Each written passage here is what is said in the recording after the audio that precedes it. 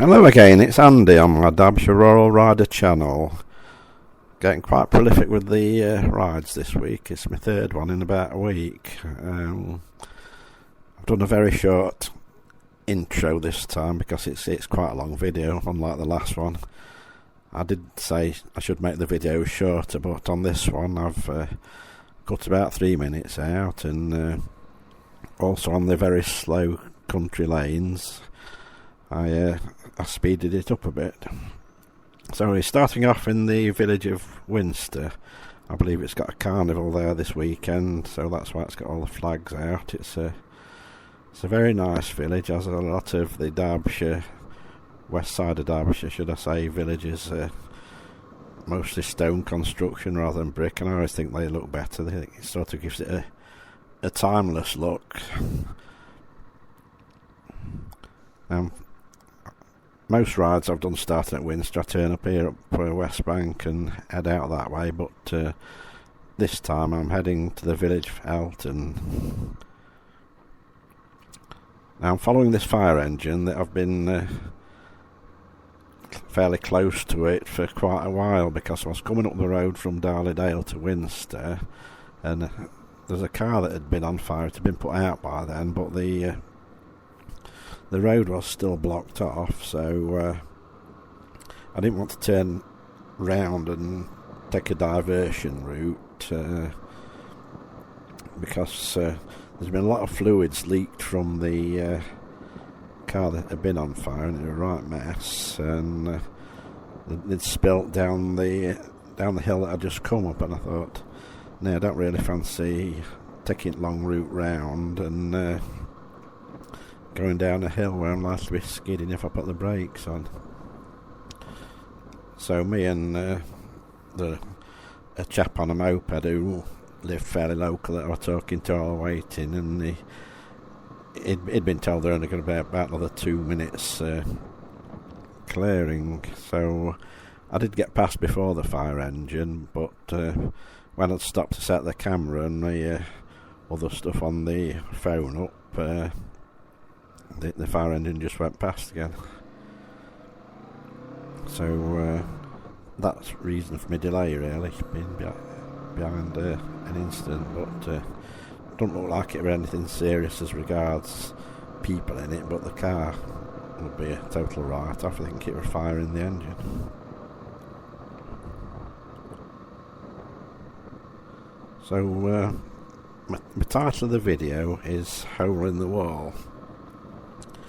Now, it don't mean I'm going to the bank to get some money out. I don't do that sort of thing very often, apart from going to fetch a Chinese takeaway later, and they only tend to take cash, but most of the time I do prefer contactless payments.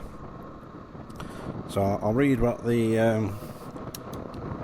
old blurb says about this hole in the wall building that I'm heading to. I've done a previous ride there a few years ago when I had the scooter, but I've gone by a different route this time.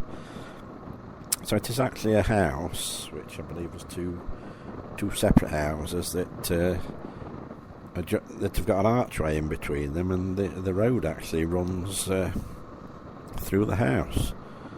So reading what it says about it, it's a distinctive Grade 2 listed historic building in Yeldersley Lane in the parish of Bradley near Ashbourne, and it dates from about 1750.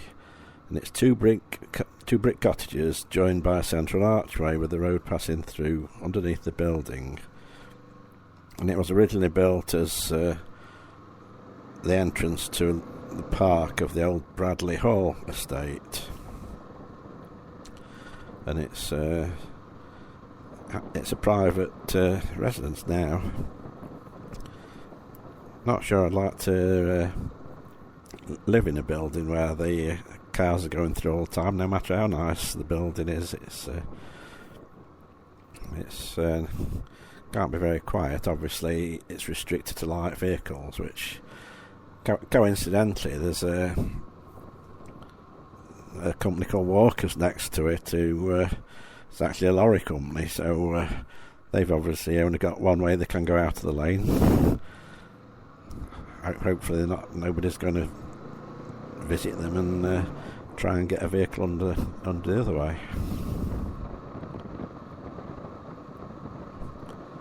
So I'm heading out towards Brassington, which I did go through a few weeks ago in the opposite direction, but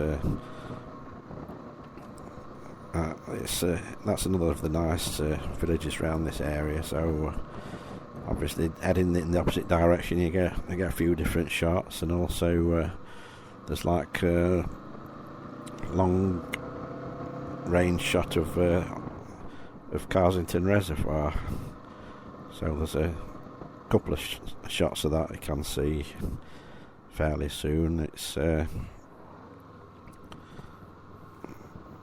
like one distant one from the top of the hill, and then when you get to the approach road, and then that takes me to the main road. That's where I cut out about 3 minutes of video just to try and shorten it, because it's only a main road and not that much of interest really.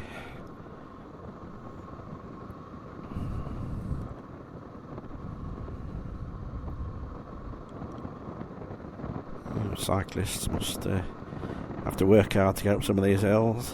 Seems to be a lot more cyclists out in the countryside than there are motorcyclists. They obviously avoid these little narrow lanes, which I do like riding down them, apart from when there's gravel. So there's one in a bit that's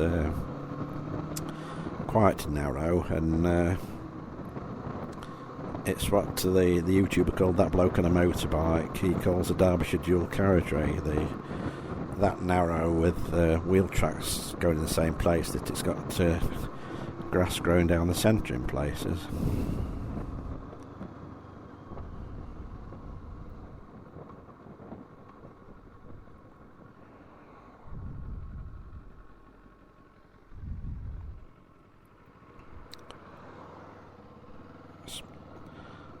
Yeah, speaking of not drawing cash out, I did get caught out a few years ago in a car park that I paid cash, and because the machine wasn't working, I got accused of not paying, and I knew I had paid, so I fought the parking charge for like 2.5 years before going to court, and I'd got so much evidence, well, mostly circumstantial evidence on my side. Obviously I couldn't prove that the money went to the machine and the machine had failed, but I wasn't going to give him because I knew I was right, and I won in the court in the end. But I'm always careful now to make sure I pay by a traceable method if I'm paying for anything like a car park, because it's easy to get caught out on that. See, this particular car park, it's here in Darleydale, where I've just been through before I started filming this ride. And it was just after COVID. It was the first outing after COVID, when the rules were sort of semi-relaxed. You could go out and meet the family in public that we hadn't seen them for about 2 or 3 months. So we took our dog, and they took their dog, and we met up for sort of a socially distanced outdoor meeting in the park. And then of course I got the parking charge, came through in the post a couple of weeks later, and ironically his daughter didn't get one, and she'd paid and we'd paid, and neither of us were on the list that was given as evidence that when they said the machine is working, because it listed and retracted registration numbers of those who had paid, and there's something like 20 in the whole day, which is absolutely ridiculous because it's a busy car park. So there's lots of evidence, and I'm quite happy to take it to court. And when I went to court, they didn't even send a representative from the company. They sent an independent solicitor to represent them, and of course, because he wasn't the person who'd signed the evidence statement, he wasn't allowed to contradict anything I said, so it was an easy win in the end. But a lot of satisfaction when you beat them in court, when you know they're right.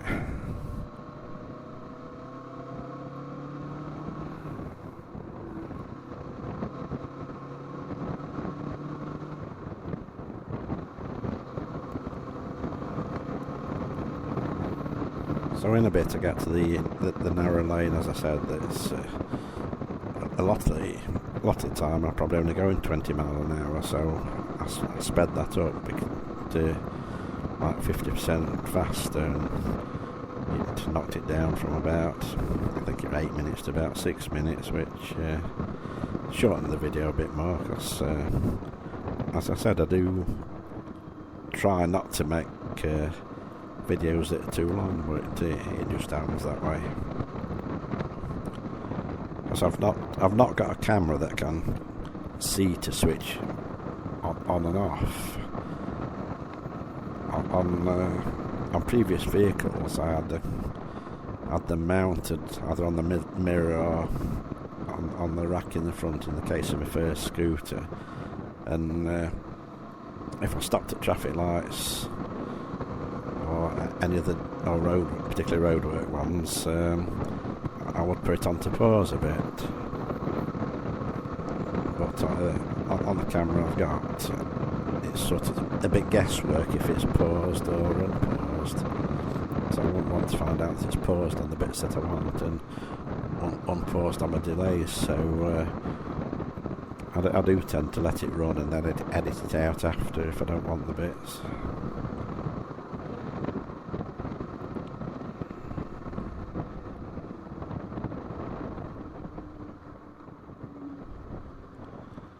I once went quad biking, and I gave one of the staff my camera to film, and quite a bit of the bits it had been switched off on the bits I wanted and switched on the bits I didn't want. So fortunately I did get quite a few bits that I did want, so that turned out not too bad in the end. Here's somebody on a motorbike that I think is probably only just done a CBT because it's a brand new bike, and he's been quite careful on it. It's a 26 reg, so it can't be more than a couple of months old.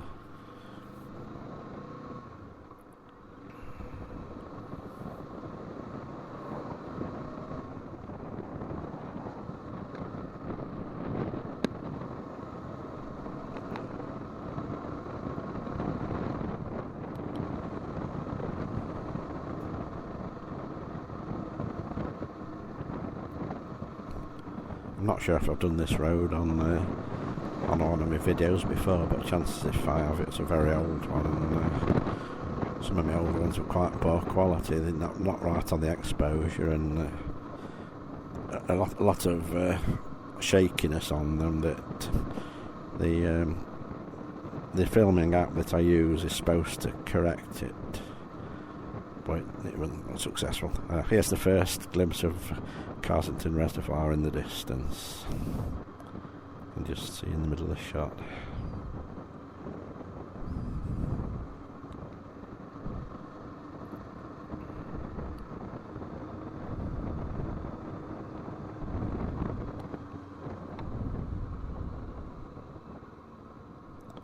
Now that white van that's just gone past, it looked like a 7.5 tonner, and a few years ago I hired one to help somebody move house, and originally they'd hired a transit van, and there's no way we would have got all the stuff in the transit van. It meant 2 journeys of like 100-mile round trips, so I hired one of those because with how long ago I got my licence, you're allowed to drive up to 7.5 tonners on a licence, so it was good fun, but I hadn't realised until, because I didn't check the paperwork, and I didn't know till the end that it had got like £500 excess on the insurance, so that might have made me a bit more nervous if I had. So we were passing through Brassington, which I filmed coming the opposite way on one of my recent rides, so I've left that bit in because, as I said, it is quite a different perspective when you go in the opposite way on the same road.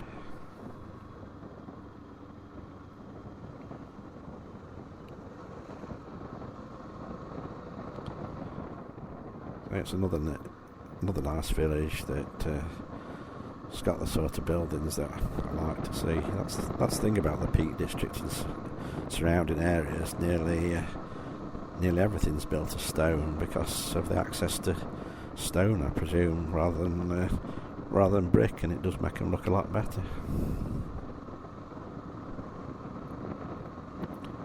That house looks a bit low down, sunk at the side of the road. I don't know what it's like for flooding with being in that dip.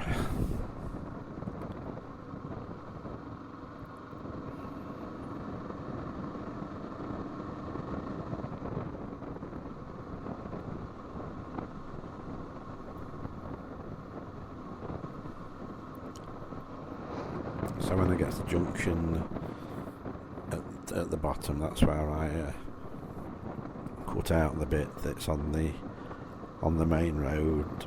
It goes past the access road to take you to the Carsington Reservoir Visitor Centre, which I could have gone that way if I'd wanted just straightforward routes, but you don't do straightforward routes when you go roundabout. I mean, cars are the things that are straightforward routes. Bikes are for the journey being part of it.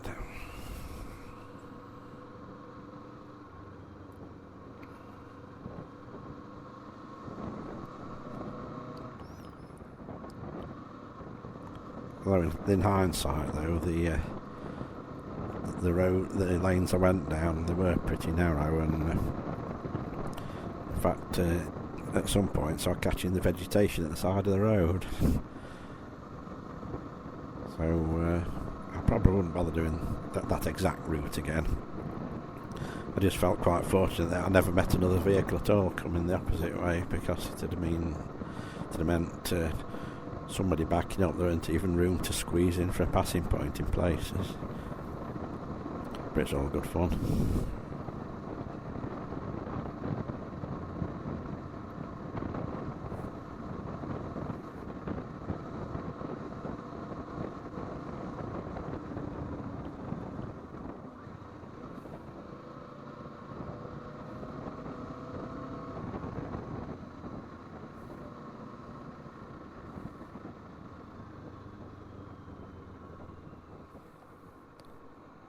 So here we are at the junction, and then you can see the reservoir again ahead. So I cut it out here, and here I'm just approaching the village of Kniveton. So when I get off the main road here, that's when I sped the video up a bit to 50% faster than I was actually going, and accompanied it with a bit of dramatic music, and then I'll come back and add the commentary for the rest of it after I've put that bit of film on with the music. So here we are with the dramatic music and no commentary.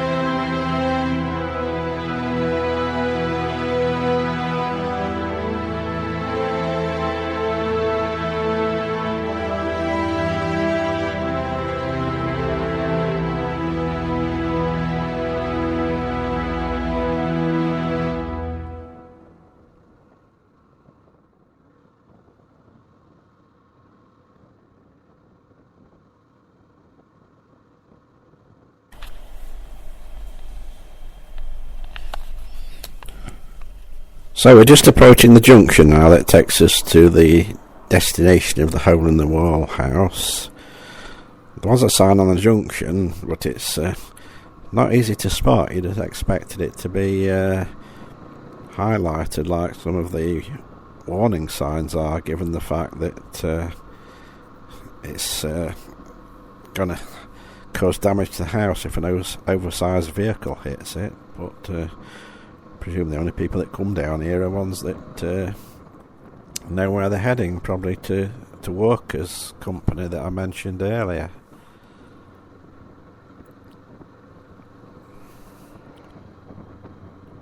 I believe it is quite popular with people just coming to have a look to take the photo there, so I didn't bother taking a photo of the bike stood in front of it this time. I think I did last time with the scooter. So what I did here then, I drove slowly through the building and then drove back in the other direction just to get a shot of it from both ends. So here we are then, the famous hole in the wall.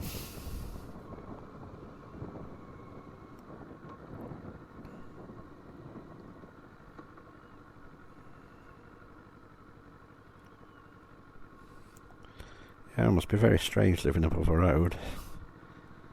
It's certainly been like that a long time, with the middle bit in that was apparently two separate cottages at one time.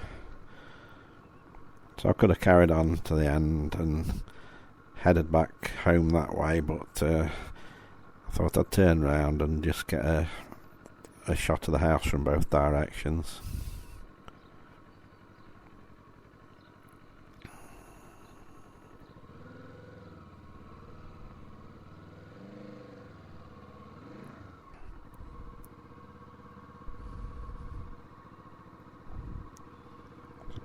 A building there that looks a lot more modern. So here we are then, and the plant company Workers is right next to it. So I'm just doing a quick turn around there, switch my video off and switch my relive off. I had a few issues with relive. I thought it hadn't recorded my route, and wasn't until I got home and faffed around with it I realised it was there. So I was planning to just show my route on some other map, but it were there in the end. So here's the details of the ride, and I'll say goodbye for now then, and see you next time. Cheers.